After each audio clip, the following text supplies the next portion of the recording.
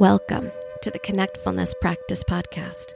Here, we settle into the murky, tangled, and freaking hard parts of life to restore our relationship with the self so it can ripple out to the people we love, the work we do, and the world around us.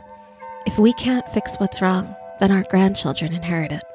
In order to fix what's wrong, we have to talk about it.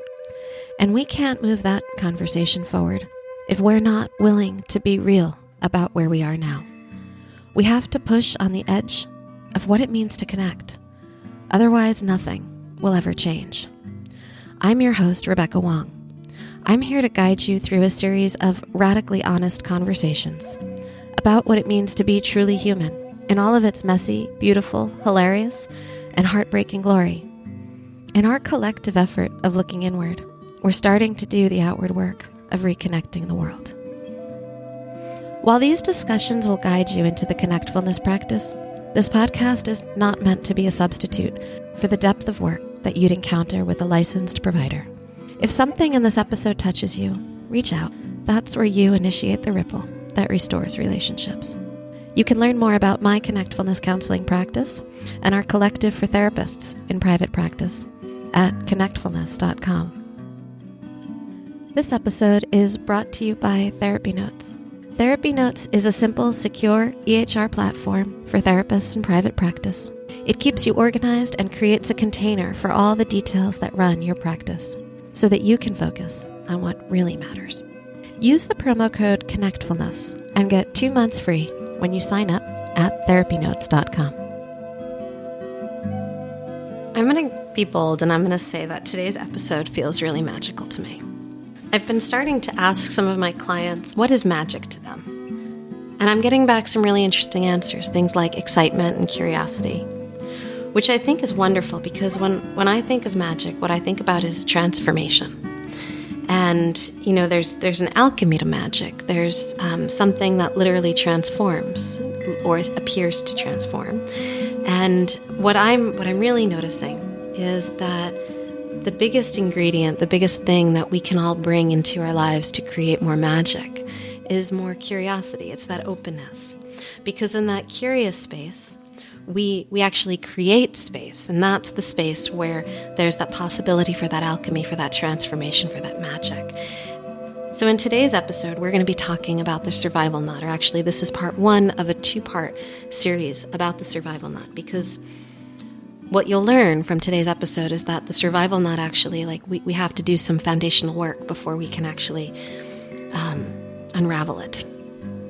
But we're going to talk a bit about what it is. We're going to talk about the philosophy behind this. What I really want you to listen to is my guest, Hedy Schleifer. She brings a way about her, a vitality, excitement, playfulness. And that's the space that cultivates and creates this curiosity. And that curiosity is what allows for that transformative space. So I find this episode to be one that just delights me. It was one of the most delightful conversations I've had the pleasure to have on this podcast. And this is part 1 of 2, so there'll be more. So yes, without further ado, let me introduce you. I'm joined today by psychotherapist Hedy Schleifer. Hedy is an internationally renowned relationship builder and a motivational speaker. She guides, counsels, and teaches couples, partners, business associates, therapists, and families about relational maturity, through what she calls the art of connection, teaching them how to turn their relationship into a living laboratory for the development of relational intelligence. Hedy is the founder of the Encounter-Centered Couples Transformation Approach, otherwise EcCT. EcCT lies at the intersection of philosophy, clinical theory, organizational methodology, and the new frontier of relational neurobiology and memory reconsolidation. Welcome, Hedy. Thank you for joining me here today. Oh, my goodness. You are so very welcome. I'm very happy to be with you. Oh, I'm really happy for this too. Mm-hmm. You know, as I was preparing for this interview and I was scrolling around on your website and reading a bunch of your work and watching some of your videos, there's one particular quote on your website that kind of jumped out at me. And I thought I would read it back to you because it feels to me like it's part of where this conversation also begins. You on your Good. website, you write, world peace begins with the human family. Mm. And I think that there's so much in this because this is so much of what you're teaching. You're teaching us kind of how to come back to that place when we're living in a world that feels like it's in turmoil, and our families are too. Mm. Yes, yes, yes, yes. Do you want me to say a little more about world peace begins with the human family? I think it would be so grounding. Please do. You know, there's a lovely book by Malcolm Gladwell called The Tipping Point. Mm-hmm. And have you read it? I have not read that book of his, no. Oh, it's a very wonderful book. And what it says is that when 3% of the population does something, it becomes an epidemic. So it can be an epidemic of violence. You know, if 3% of the population express violence, then violence becomes an epidemic. But if 3% of the population, for example, knows how to keep this relational space between them as sacred, if 3% of the population does that, it becomes an epidemic, and our planet becomes covered with sacred space. And so there is something really important that I teach, and it is how to honor the relational space. It is based on a saying by Martin Buber: your relationship lives in the space between you. It doesn't live in one person, not in the other person, not even in the dialogue between them. It lives in a space they inhabit together. And he says that space is sacred. So when we don't know how to hold the relational space as sacred, we pollute it automatically. And now you know we've polluted our space profoundly. But if we know how to hold it sacred, and imagine 3% of the population holding the relational space sacred, it will be a positive epidemic. Oh, And we it will sounds so have refreshing. yeah. And you know, 3% is 90 million couples, which is doable. It is doable. 90 million couples around the planet who hold the relational space as sacred in a conscious, intentional way. That's a key right there. You're talking about the sacredness, but you're also talking about this conscious intention. And that's right. That's what you teach. You teach how to get to that place. Right. Exactly. What are the steps that couples and families take so that their relational space is sacred? Mm. Yeah. Because this is the stuff that I really feel needs to be outlined for us, that like we need to come back to the knowing of how to do this, to the remembering of how to do this, of how to hold these kinds of sacred spaces between us. You know, I love that you use the word remembering, because everything that I teach couples, they then deeply remember. It's as if their soul has been longing to step back into its essence, its soulful essence. And when I teach, people go, oh yeah, oh, that's what we promised each other under the chuppah, you know, the wedding canopy, or with the priest or the imam or whoever married us. That is what we promised each other. And then we forgot. And now we've got to remember. And remember is becoming a member again. Remember. Becoming a member again of the human family. And I put the accent on human. A member again of the human family. Oh, that's just delicious. I can drink those words. I like your taste. As I look into your work a little bit more, you talk a little bit about your guiding principle. And one of the things you say is that what disconnects us is our reactive survival dance. Can you talk a little bit more about that? Right. So, very interestingly, we all have a dance. My husband and I, the reactive dance, the survival dance, started in our honeymoon.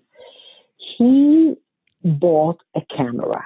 We were in Japan. He bought a camera that he was dreaming about, a Minolta, in 1965. And it came with a manual, and it had 254 pages on how to have a relationship with a camera. And my husband is an engineer, and when he saw there's a manual on how to have a relationship with a camera, he got deep into that book. And he also realized there's no manual on how to have a relationship with this woman he just married. And so he was engrossed in the book, and I wanted his eyes, and I wanted to hold hands, and I wanted romance. And the beginnings of the seed of our survival dance began there, where I started pulling at him and pushing him and asking of him and demanding of him. And he started pushing me away, give me some space, leave me alone. And that was the beginning of our survival dance, in which my energy was pulling at him and his energy was pushing me out, needing space. And every couple has a survival dance, often started in the honeymoon, in small. The seed of that dance started there, and then it got bigger and bigger till it becomes desperate. My deepest longing, my most desperate longing, pushes against your most dogged resistance, and vice versa. Yes. And so that impasse is what every single couple needs. And when they meet that impasse, it feels like they are profoundly disconnected. And they're not. It's just that it's a survival dance, and the survival dance will always disconnect you. Underneath there, you are profoundly connected, and that's what I teach people to reclaim, is their essential connection. Mm. So then, when you're teaching people how to reclaim these essential connections, you work as a guide. You're, from what I'm understanding, and I think I do this very much in my own practice with the couples I work with as well, you show up as a guide, and you talk about this bridge, the bridge that Martin Buber talks about, but you also talk about it from this point of, your couples you're teaching them how to walk over that bridge, how to learn how to really encounter one another. Right. So, the guiding principle I teach every couple is that survival dance will always disconnect them, no matter what. Doesn't matter who's right. You know the saying, you can either be right or married. Exactly. So, no matter what, doesn't matter who's right, the survival dance, if that's what you're in, will disconnect you. But what will connect you are three invisible connectors. And so here is the concept of the three invisible connectors. The first connector we've already spoken about is the consciousness that we are responsible 100%, each one of us, for the sanctity of the space between us. That we decide the quality of that space. And I like to say that the space between the couple is the playground of the child. So every couple who knows how to enrich the space and make it fertile and safe and rich creates a rich playground for their children. And so the first invisible connector is the space, knowing how to honor and sanctify the space between. One invisible connector. And everybody knows that space. It's palpable.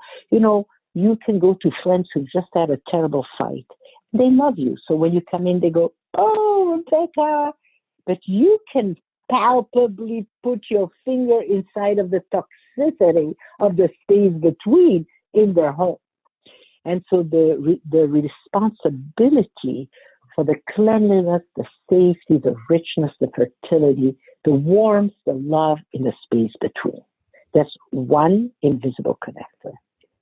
The next one is the bridge you were talking about. There is a bridge between a couple.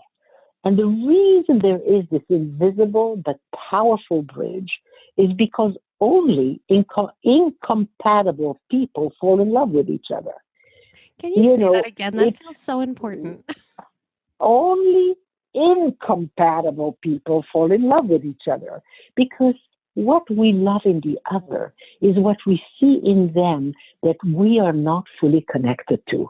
And we see our wholeness in the other. We see them expressing qualities that we've been disconnected from the point of view of being in our wholeness. Those parts of us we're not connected to anymore. We see them over there and we fall in love with them. We fall in love actually with our own wholeness, because with that person, we can learn again how to reconnect to what is disconnected in us. So that person is incompatible. They're totally different from us. You know, the grandmother of a friend of mine used to say, if the two of you are the same, one of you is superfluous. And that's true of couples. If we are the same, one of us is superfluous. And this longing to be the same really only means I'm afraid to grow. I'm afraid to reclaim. I'm afraid to be whole. I'm afraid to learn. You know, we fall in love with an incompatible person. And we need a bridge because we need to get to know them. The more we know them, the more we will be able to grow into our own wholeness.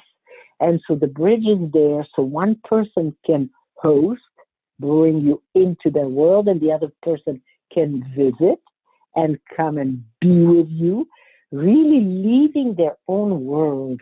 There is a beautiful saying by the French poet Marcel Proust, l'aventure de la vie, ce n'est pas la découverte de nouveaux paysages, mais de pouvoir voir les anciens avec de nouveaux yeux. And that is, the adventure of life is not the discovery of new landscapes, but the capacity to see the old one with new eyes. And that is really what you bring over the bridge when you visit your partner, is you bring those new eyes to a landscape you think you know. But actually with the new eyes, you'll discover it anew, and you will discover what you actually don't know. And so the bridge is there so that a couple can become bilingual. You see, a good marriage is a bilingual marriage. In my relationship with Yumi, I speak Yumish and he speaks Hedys. You know, we've learned each other's languages, and our languages are so different because we are incompatible. You know, he's alive in places I'm disconnected. I'm alive in places he's disconnected. And as we learn each other's language, we can slowly but surely achieve the wholeness, come back to our potential and our essence. So that's the bridge. As and the bridge is narrow. Language, we can come back to our potential and our wholeness. Yes, exactly right. And you know, the bridge is narrow. It is not there to meet in the middle and have a compromise. You know, often people think, let's meet in the middle of the bridge. But you know, in a compromise, there's always win-lose. And so, yes, you win some, but you lose some. The bridge is there to be traveled completely to the other side, and then you can actually learn something new. You know, there's a beautiful rabbi by the name of the rabbi of Bratslav, and he said, Kol העולם גשר צר מאוד, והעיקר לא להתאחד, which means in Hebrew, the whole world is a narrow bridge, and the most important thing is not to scare yourself. Don't scare yourself and cross it. Go and learn on the other side what there is to learn that in your own world you do not know. That's the bridge. And it's another invisible connector that we receive as a gift as soon as we commit to a relationship. So that's number 2.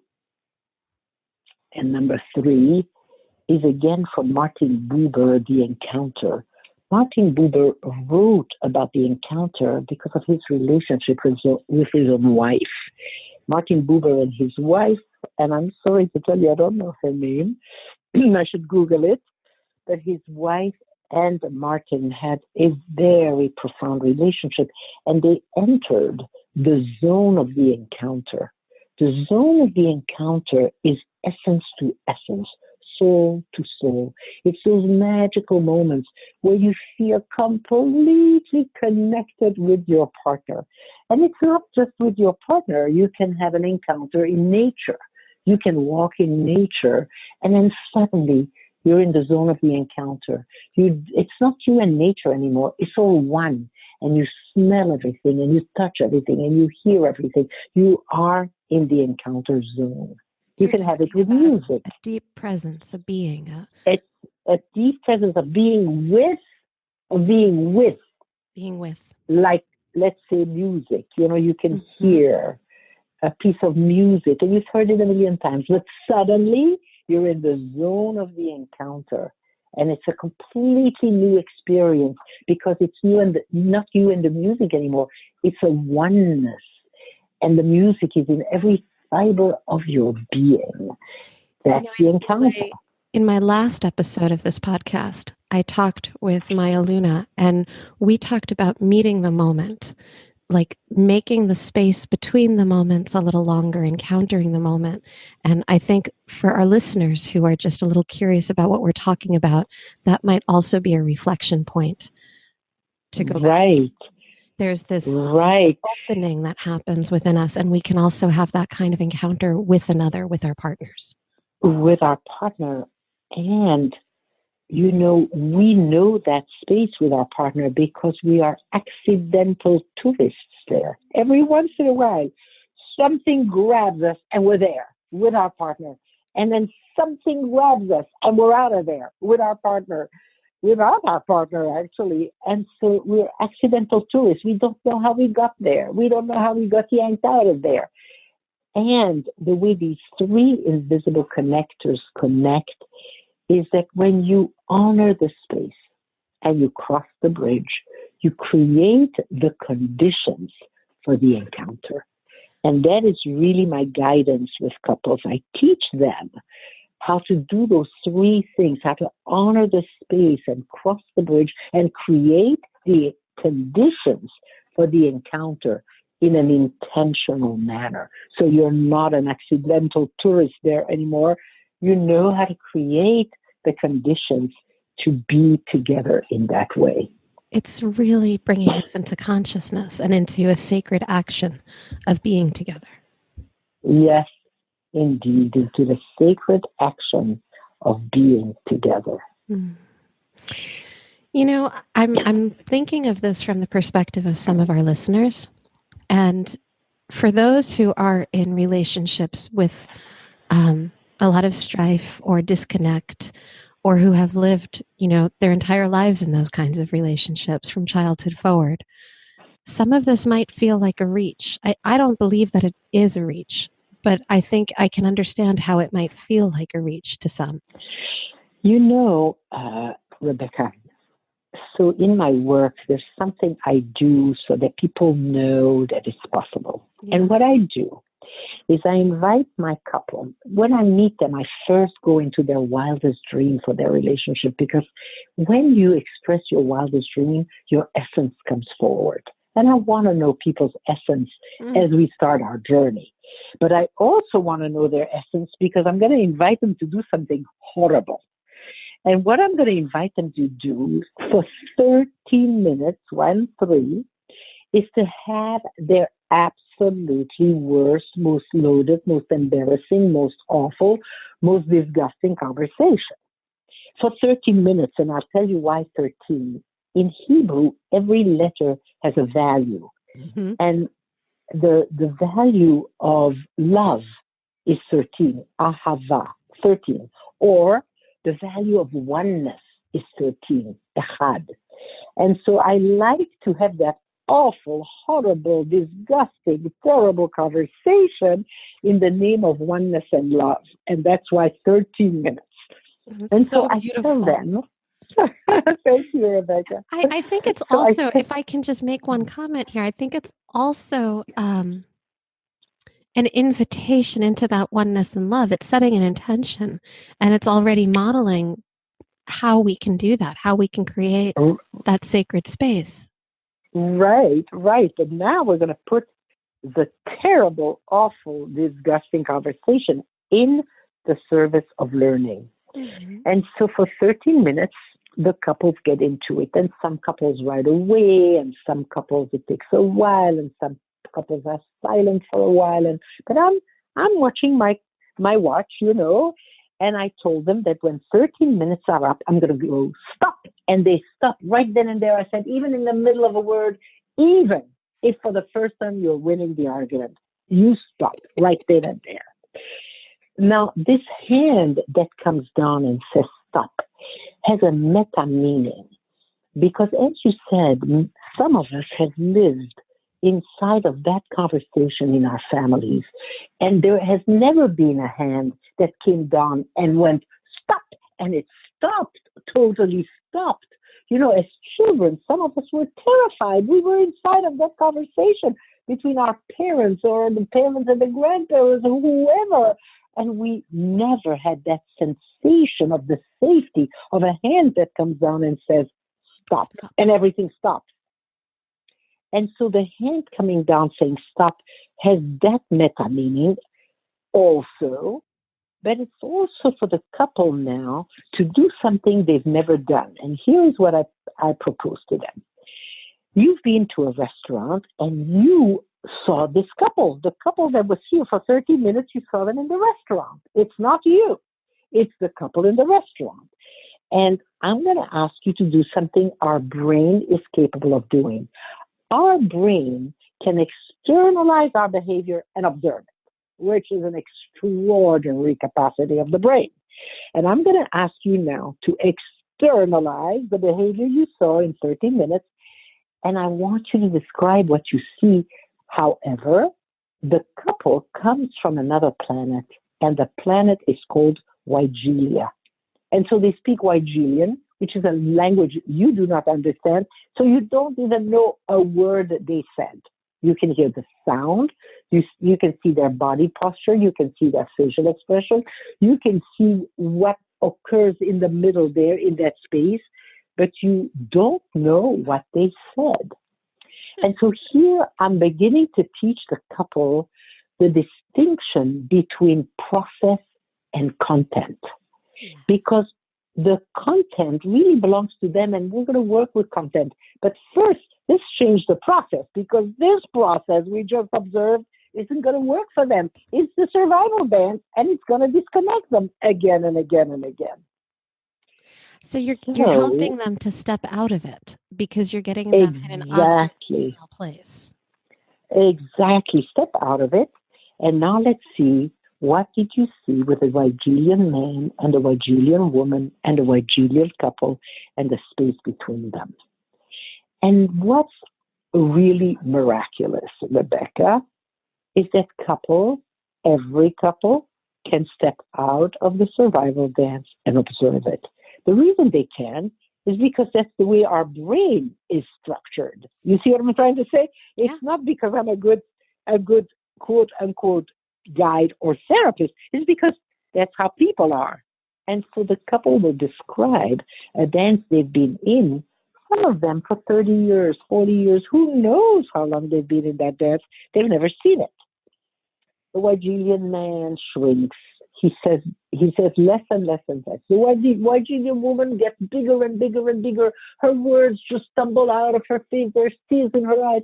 And it's as if there's a big wall between them. And the man is hiding behind the wall. And the woman is banging on the wall. That's one dance.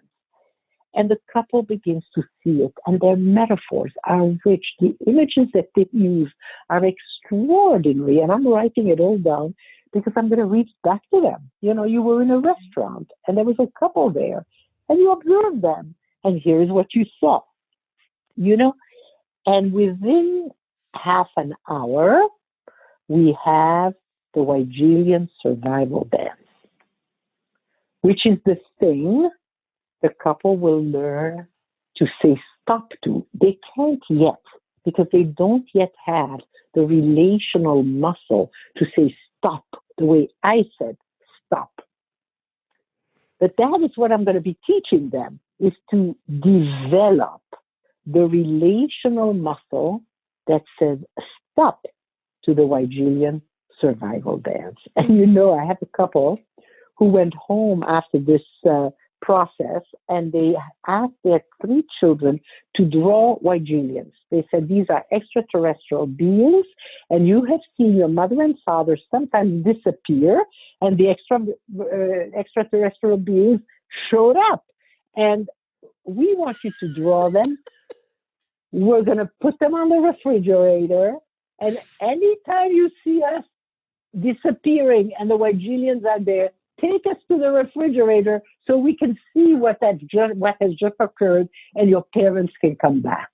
What a beautiful way of inviting the children into that space between them. I agree. And, you know, the confusion of children who adore their mother and father, and suddenly it's not their mother and father anymore. They don't know it's the Weigelians, but it is, you know? And so it's nice. It gives the children agency, you know, to really say, we want you to be conscious and intentional with each other and not reactive. Now, can I ask you a question? Sure. What strikes me is that we're definitely talking about the space between the couple. And we're talking about the space that those who are, you know, in the presence of the couple experience too, the children. What's coming to my mind as we're talking about this, and I know from reading your work that you work with this in different ways, is the child within that adult, right? The child that grew up to become this person who's in the couple. That right. This is a space that is so familiar in many ways, probably to them. Yes. And so I'm just kind of holding that and holding this. Well, yeah. You see, I gave the couple 3 metaphors. I teach them, once the Weigelians have been identified and described, I teach them 3 metaphors. One is the art of hosting. How do I take you into my world? The other is the art of visiting. How do I come over the bridge to be with you? But the third one is the neighborhoods. I describe that each person is like a big, big world that is expanding because we're always learning and acquiring new insight into living. And our world is filled with neighborhoods. Some we know, some we don't even know. They're in our world, but we don't know those neighborhoods. And what you're describing here is the neighborhood of childhood.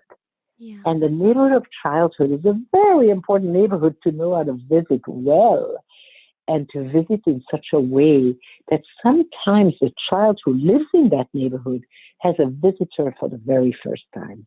Because in that place, in that neighborhood of childhood, that little child has been all alone in very tough circumstances. And sometimes the partner learning how to visit the neighborhood of childhood, it's the first time the kid living in that neighborhood has a visitor, a champion, an advocate. What's you coming? See what I mean? I totally see what you mean here. And I'm thinking we need to maybe go back and talk about the art of hosting and the art of visiting, because you speak about that in such a way that really, really outlines how to be with. Right.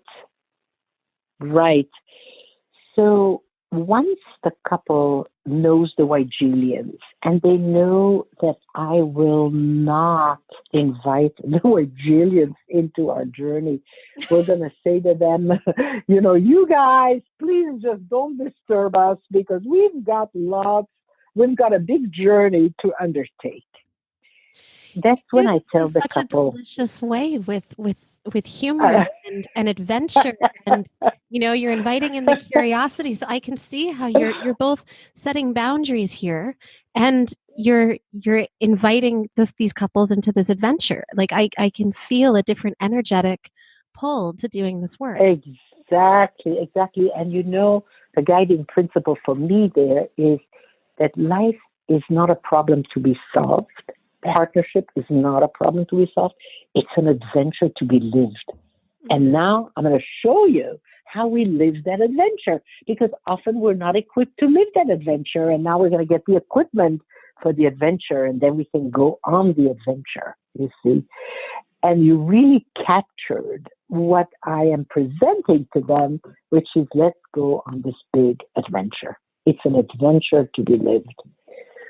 And so I then teach the guiding principle and the three metaphors: the art of hosting, the art of visiting, and the neighborhoods. And I tell them we're going to visit lots of neighborhoods. And what is hosting? Why, first of all, why is it an art? It's because you get better and better and better at it. Hosting is challenging because it's taking someone into your world and being completely transparent and truthful.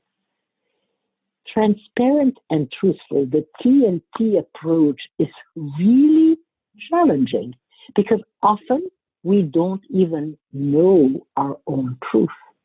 And so in hosting, we explore our truth in the most vulnerable way. And so it's challenging because, in life we've learned to protect those core vulnerable places. And hosting is doing the very opposite. It's a total contradiction to some of the beliefs we have built up to sort of feel okay in the world. It says, I can be 100% honest with you and with myself. That's hosting. And that contradiction is so important, isn't it? That's where the work happens. That's like the magical moment. It's exactly right. Learning how to host really creates a whole new paradigm for the relationship. I can be myself with you 100%. And I can learn who the myself is with you. I can explore and find myself with you. That's hosting. It's a big, big art. And I say to the couple, I will teach you the art of hosting.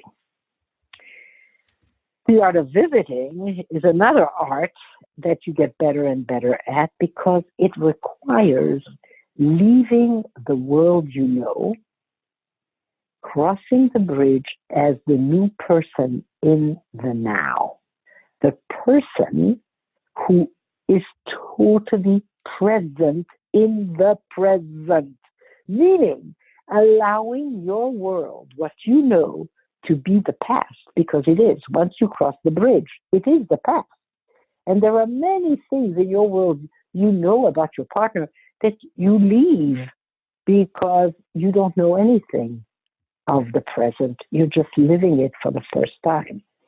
And so learning to be truly present in the present is the challenge of visiting, allowing your own world to disappear, actually, and be here now, in the holy now, Big stuff, that visiting thing. Huge. It's a deep surrender. Exactly. It's a deep surrender to now, to being here now. And, there's a funny book, I think it's called Yiddish Zen or something, and it has all these Zen sayings that sort of with a Yiddish twist, a Yiddish accent. And this one says, be here now, be somewhere else later. Is that so hard to understand? It's so true, right? Be here now, be somewhere else later. Is that so hard to understand? But that's what visiting is to be here now and be somewhere else later. it's big. It's one of the hardest things for us. Well, I think it's so hard to practice presence in our lives. Exactly. And visiting is one way to practice it. Yeah. It's a wonderful way to practice it, you see. And so that's what I'm now giving this couple, is the possibility to grow the art of hosting, the art of visiting, and visiting the variety of neighborhoods that are in our world. And then, Rebecca, I say to them, are you willing for me to be your guide? Even though that couple has come to me to work with me for 2 full days, and you would think that there's a contract, but till I let them know what I'm going to teach them and how I'm going to guide them, and till I let them know that the Wigelians don't interest me at all, I don't know whether they are wanting me as a guide, because I'm not going to get confused at all with the content of the Wigelians. And I'm just going to teach them. We're going on a big adventure to learn the art of hosting and the art of visiting. Can I be your guide? Because couples need to say yes to this, because it's not a comfortable journey. It's a journey through the territory of the jungle, the treacherous territory of the impasse, the couple impasse, and they have to say yes to that. Yeah. If they want to.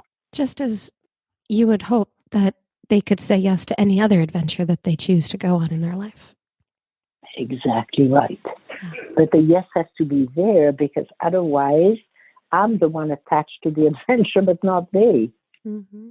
And I remember that before I used to work in this way, before these 3 invisible connectors emerged, unfolded, revealed themselves to me, as a young therapist, I was often more committed to the marriage than the couple themselves. Mm-hmm. And I used to sweat, and I used to try, and I used to dream about them, and I used to work with them, and I was the committed one. Yeah. And one now, of my teachers, Terry Real, often talks about not getting ahead of our couples as well. Right, exactly. Are you willing to go on this adventure? Yeah. By the way, Terry is wonderful. I've learned a lot from Terry, and that's also why I do this podcast. I want to learn a lot from many.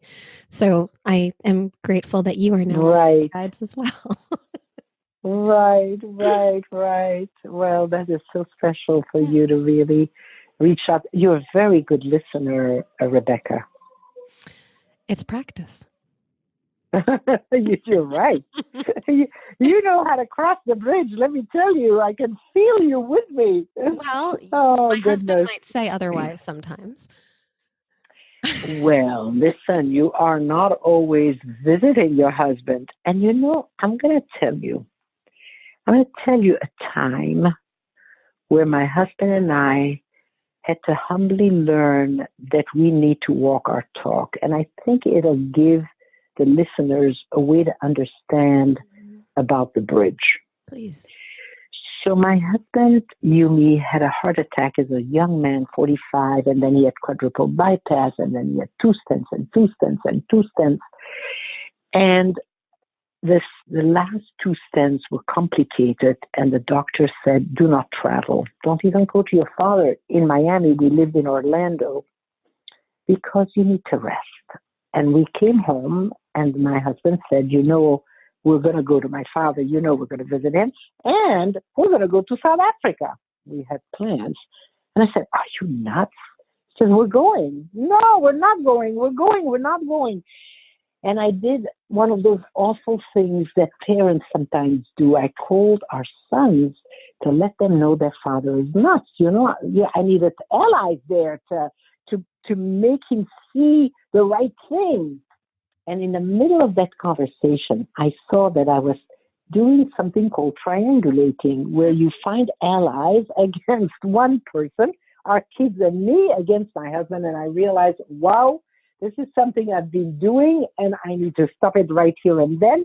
And I explained to my sons that I'm stopping the conversation because I'm in a very bad triangle, which I will explain later, that I'm going to go talk to their father.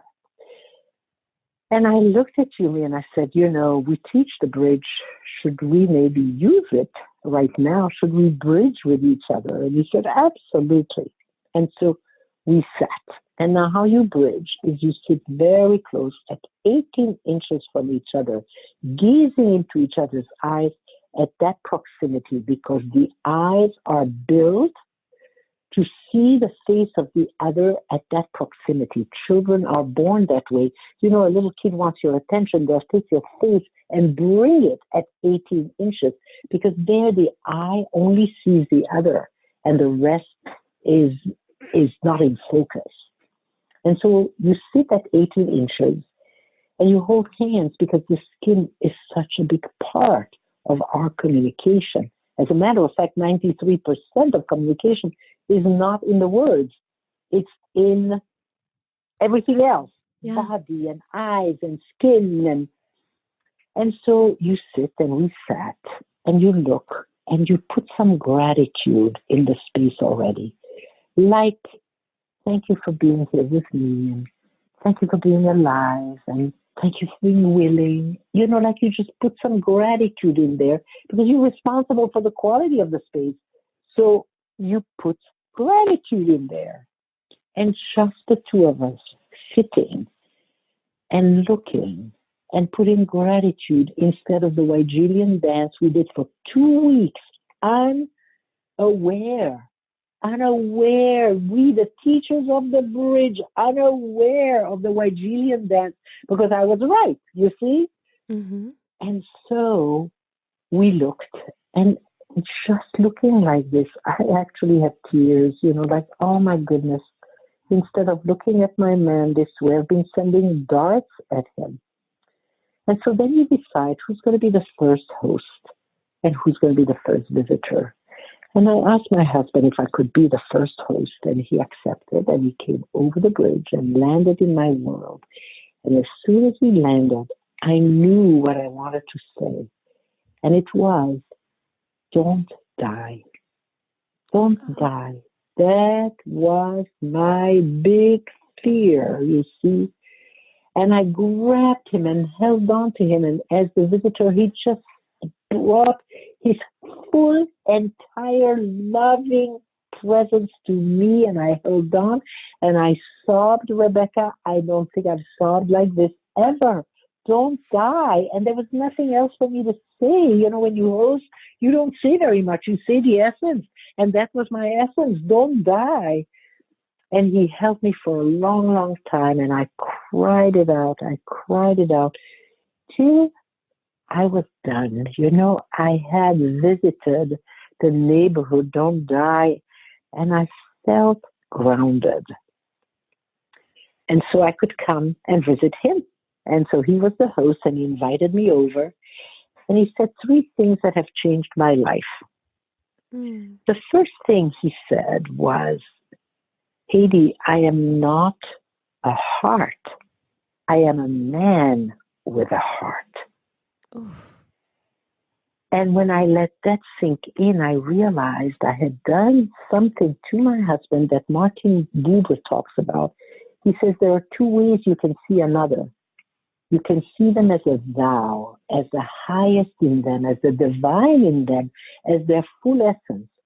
Or you can objectify them and make them an it. And what I had done is I had objectified my husband. I had made him into a heart, not a man with a heart, a heart. And I was going to control that heart. And I suddenly saw that I had done something that I never thought I would do to my husband, is objectify him. And so I had to take in, by listening and being a visitor, that I had actually made my own husband into an it. And he was telling me, as a host, he used very few words, I am not a heart, I'm a man with a heart. Mm. Once I understood that, I could say, tell me more, And he said the second thing, which has changed my life. He said, this man with his heart wants to say yes to the question, is this a good day to die? And what I understood was he doesn't want to die when he's half dead already. He wants to die when he's fully alive, doing his passion, being vital, being all of uni. That's when he wants to die. And it was so clear to me in listening that I had rather have him half dead than completely dead. But it's not mine to decide. When my man dies, I need to be his true ally in aliveness. And that was shocking, that I had wanted to control his aliveness so he wouldn't die instead of being his ally for full aliveness so he could die when it's the time to die. And so that just shook me completely, as you can imagine. Yeah. And only when I understood that did I say, tell me more. And then he said, look, this man with his heart who wants to say, yes, this is a good day to die, wants to go to South Africa. And it made so much sense that he needed to go. But what we did then is we arrived at the third option. My father used to say, when there are two options, pick the third. And the third does not exist till you connect deeply. And the third option reveals itself. And what revealed itself was for us to design our South African trip so that we could rest and so that we could not work as much as we normally do, and so that it can be a real vacation. And so we made it into a vacation. And believe it or not, because it was the third option, miracles occurred. First of all, we were upgraded just by miracle to the most unbelievable suite we've ever been in Rosebank, Johannesburg. And on the way back, the pilot of South African, the pilot of the plane, had been to our workshop and upgraded us to first class. So the third option just brought all these miracles into our journey. And we celebrated Yumi's 70th birthday there. And it was probably the most exceptional trip we had ever taken because we took it together, really together. And from a place of total aliveness. Exactly.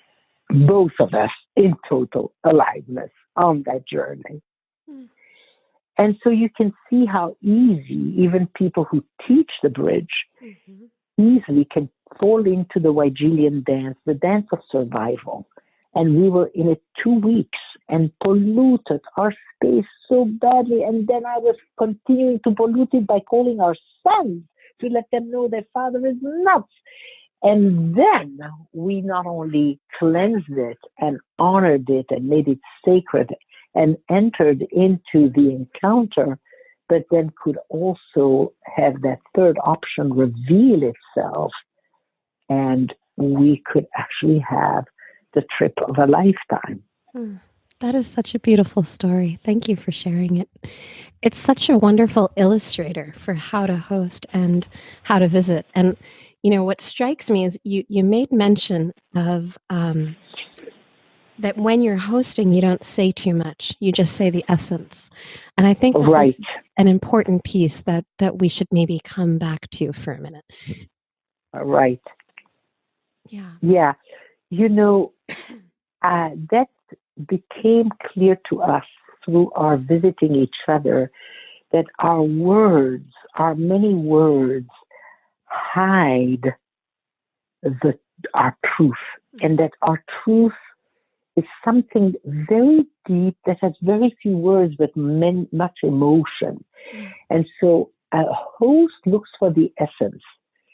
So in my case, it was don't die. There was nothing else for me to say. Anything else I would say would just cover up the total terror I was getting in touch with. And so hosting means look for the few words, and it's 5 words or less. That's the formula. 5 words or less. And sometimes you have to explore a little bit, and then you say to your partner, let me just explore here a little bit, and then I'll give you the essence. And then we explore in many, many words, but we come to the essence. And sometimes the essence even surprises us. Like we've explored, and then suddenly we discover at the core of this the truth. It could have been, for example, I knew right away that it was don't die, but I could have explored. I've only not wanting to travel is because I feel like this has been such a complicated procedure, and the doctor wanted to. I could have explored it, but I would have landed in don't die. Wherever you went, that's what you would have come back. Yeah, exactly. Exactly right. Exactly right. Yes. And Rebecca, I'm realizing that we gave the title Unraveling the Survival Knot, and that is the let me say, how should I say? Unraveling survival knot is when a couple already knows how to visit the various neighborhoods. We can go to the toughest neighborhood, where my toughest neighborhood meets your toughest neighborhood. And that particular process, the unraveling, is a whole day roadmap that today we won't have the time to actually go into really. So we probably going to have to do another podcast because, your audience deserves to know, how do you then unravel the knot that is there when my toughest neighborhood meets your toughest neighborhood? Mm-hmm. But to visit there, I have to be a good host and I have to be a good visitor, because there's no way to visit the toughest neighborhood without having a bit of the art of hosting and the art of visiting under our belt. Because those are the skills that are going to help us to be able to tolerate the journey. Exactly. And tolerate is a really good word, because in the toughest neighborhood, I am most triggered by you, and you are most triggered by me. And each piece takes 3 hours. And the reason it takes 3 hours is because we're going to do many, many, many, many layers. And also because the latest research on the brain shows that there is a window of opportunity for what is now called memory reconsolidation, which is that something old gets erased and in the brain, some old wiring gets actually erased and some new wiring gets produced. But you need that window of opportunity, which is 5 hours, that the brain is now malleable during those 5 hours where it can actually reconsolidate. And when I do the unraveling of the survival knot, my purpose is for the couple to show up with a completely new brain at the end of that journey. A new roadmap. A new roadmap on the inside, exactly. And so a reconsolidated brain in which the old beliefs have actually been erased, and a new understanding of who I am, who you are, and what relationship is now wired into the brain. And so it's a long process. It's 3 hours on both sides, about 3, sometimes 4 on each side. Typically do 2 days worth of work. So the first day is kind of setting the stage and teaching everything we've talked about so far. Exactly. And the second day is the unraveling. Yeah. Exactly right. Yep. Yep.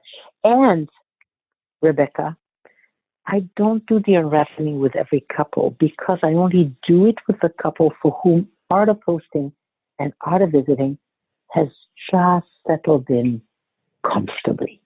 If it's not yet comfortably settled in, we'll do very important things on day 2, but not the unraveling, because it takes a certain skill to do the unraveling. Yeah. And so we may not do that one. We may continue on the journey of equipping ourselves for the adventure of a good relationship, but not the unraveling. That is such a beautiful and important point, that not every couple is ready to do that work of unraveling yet. Right. Every couple is capable, but not every couple is ready. Yeah. And so the readiness is what we're working on.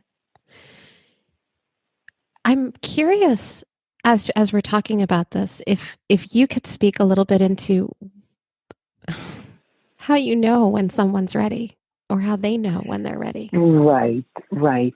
So, we visit on the first day many neighborhoods. We'll visit a precious neighborhood. And a precious neighborhood is a neighborhood where I feel vital, alive. I feel that's my essence, that's who I am. So, for example, one of your precious neighborhoods, Rebecca, is doing these podcasts. Mm-hmm. You're totally in it. You bring all of Rebecca. You're vital here. You are who you are. You're growing. That's a precious neighborhood. And the first neighborhood we visit is a precious neighborhood because it's easier for me to teach the skills, number one, but also because the strengths and resources of the relationship are in the precious neighborhoods. And we have many, and so the couple chooses one and we visit it. Now, for some couple, right away, just entering the precious neighborhood, the hosting and visiting is at a good skill level, and then I know, we may do the unraveling tomorrow because this first visit has already allowed the host to explore deeply and show a part of themselves they never knew even existed, and the visitor to really be present. Yes. The second neighborhood we visit is a neighborhood of challenge, where I feel challenged. I struggle there. And again, for me, it shows me, is this couple going to be able to go to their toughest neighborhood? Is the neighborhood of challenge a successful, I shouldn't say successful, but a visit in which the skill shows itself already? Because it's harder to visit a neighborhood of challenge than a precious neighborhood. And so I like to observe, how are the skills developing here? And when a couple does the neighborhood of challenge in a deep way, powerfully entering an encounter zone that they've never entered before, and they suddenly feel connected like they never have before, I know they're ready for the unraveling. This is the being with each other. This is the with, what I call in my work, I call it being witness. But I think being witness. Witness, yeah, like witness, but witness. Yes. When it is there in the precious and in the challenge, I know we can go. Yes. But if the being witness is still challenging, if I don't yet explore the depth of my truth, if I don't yet let you in completely, if you can't fully be present, we need to continue. And I have so many neighborhoods that we can visit that is going to shift their relationship completely. Neighborhood of childhood, that is such a powerful neighborhood to visit. And I do that with the time machine. The time machine. I do. And do you have a little extra time? Can we explore a little? Yeah, sure.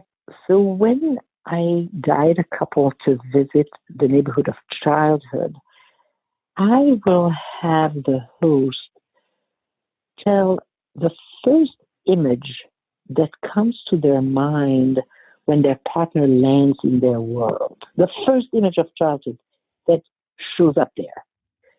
And sometimes it's an image the person hasn't seen actually ever. Sometimes it's a total surprise. Why does that one come up, But whatever comes up, that's the story they tell. Mm. And then the visitor does a piece of journeying, and it's the following. They tell the story of their partner in the third person. Once upon a time, a little girl was born or a little boy was born, and they call them, the name. And then the partner tells the story they know till that image. So whatever happened till that image, they tell it. So there's the beginning of a story. And I have to tell you that when your partner with deep compassion and empathy and gentleness and tenderness tells your story in the third person, it's always profoundly moving. And then the person inserts the image that was told. And then the little girl or the little boy, and they tell that part of the story. And then they finish the story, and they usually finish it in a whole new way because they suddenly see something they've never seen before. And then they say the end. And what happens then, first of all, is that telling it in the third person, it becomes an archetypical story.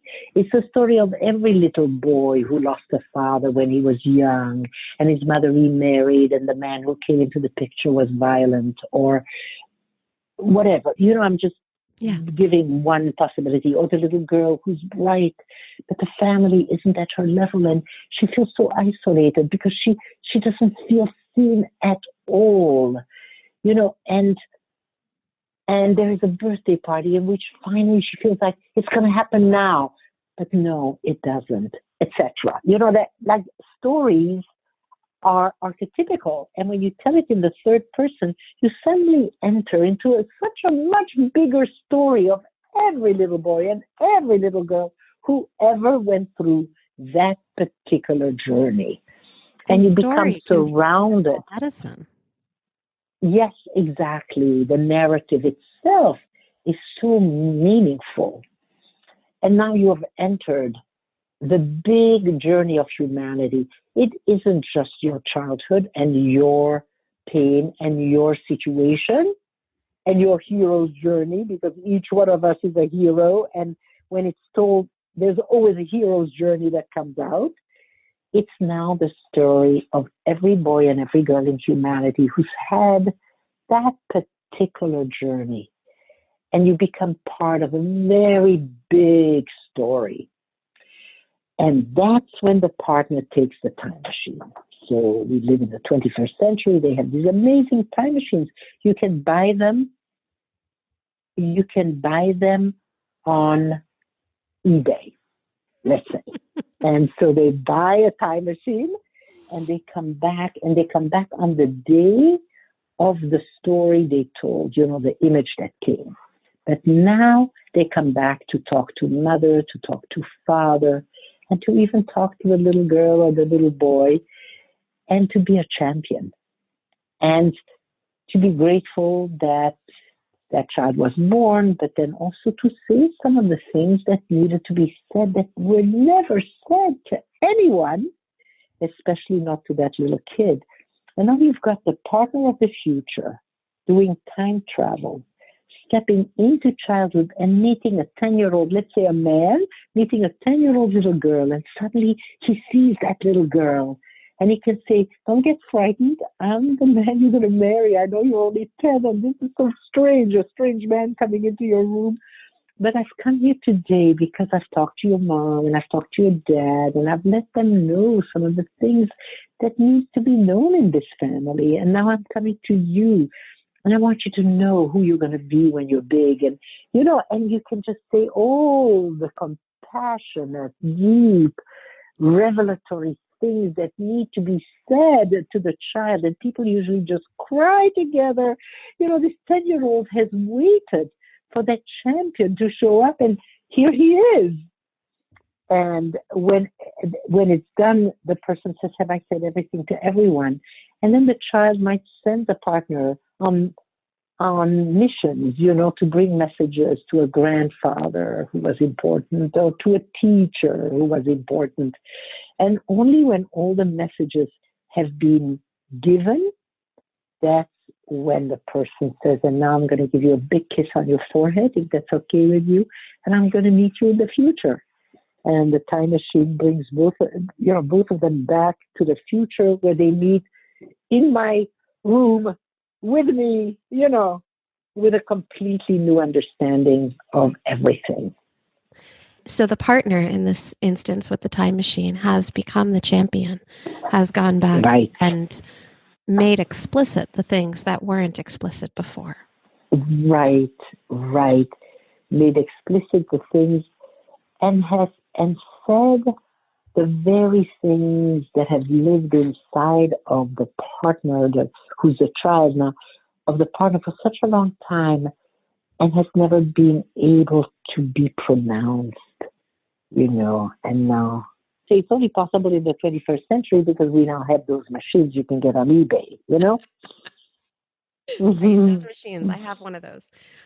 Right.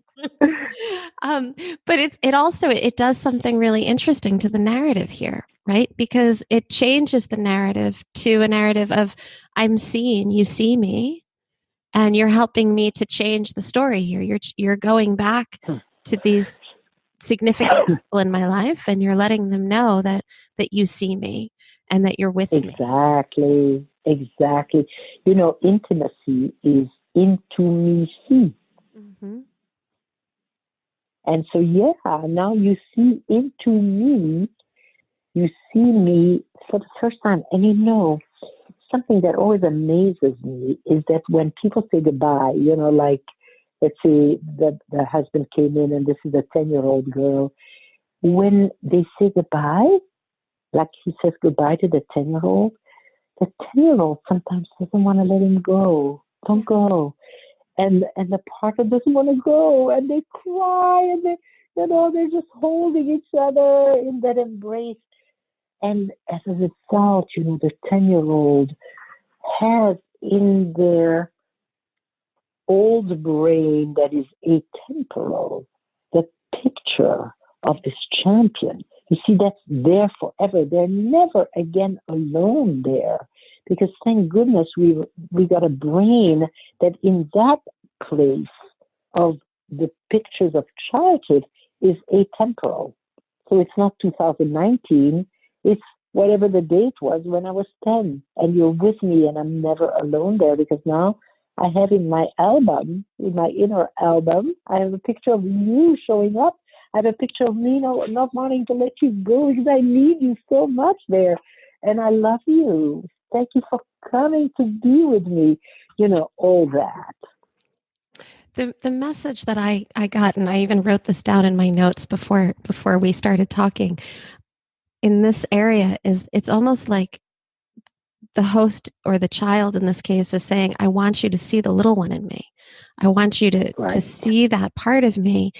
And my imagination then goes to the place so that when we get caught in this conflict, you see where my pain is. When we're in this. You know me now, and you know the 10-year-old. And I often tell couples, get a picture of that 10-year-old because that story, the one that came up, the 10-year-old story, is so important.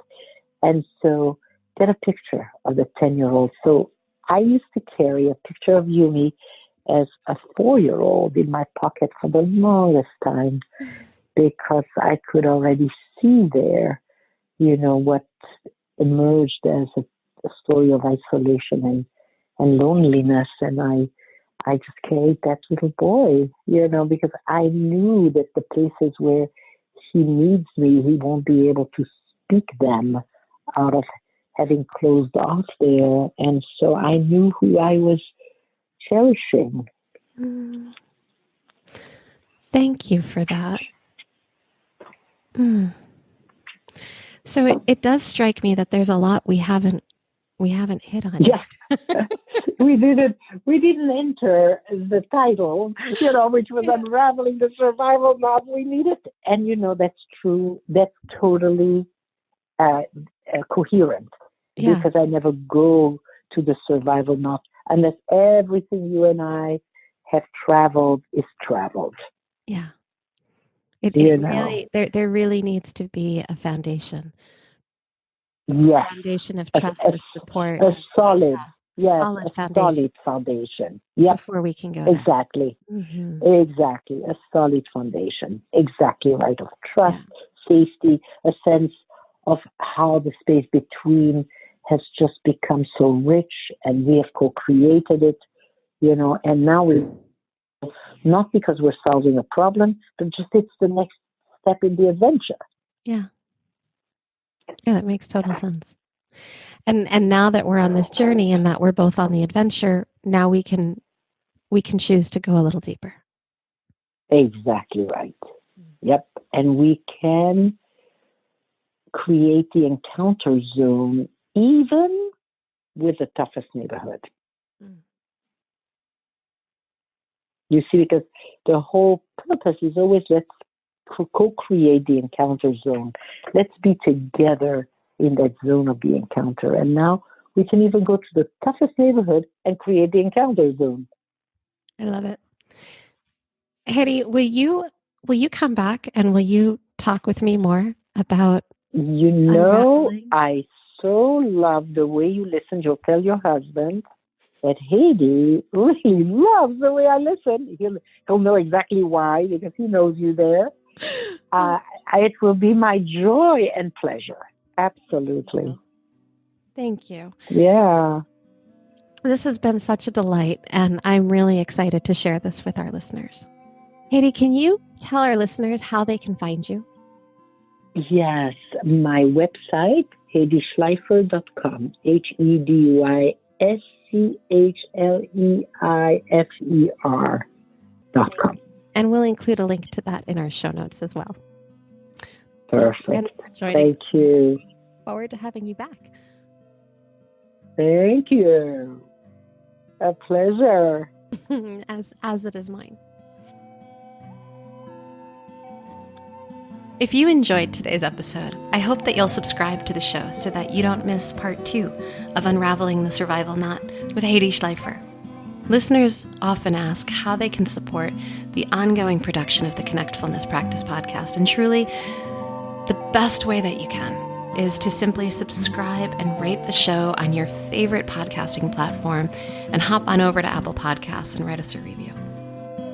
Learn more about my counseling practice and my collective for therapists in private practice at connectfulness.com. This episode was brought to you by Therapy Notes. Therapy Notes is a simple, secure EHR platform that keeps you organized and creates a container for all the details that run your private practice so that you can tend to what really matters. Use the promo code Connectfulness and get 2 months free when you sign up at therapynotes.com. I want to express deep gratitude for Sarah and Chris Ferris, the musicians behind the delicious soundtrack for the Connectfulness podcast, which was recorded and mixed at Kidney Stone Studio. The Connectfulness Practice podcast is produced by me, Rebecca Wong, and copyrighted by Connectfulness Counseling.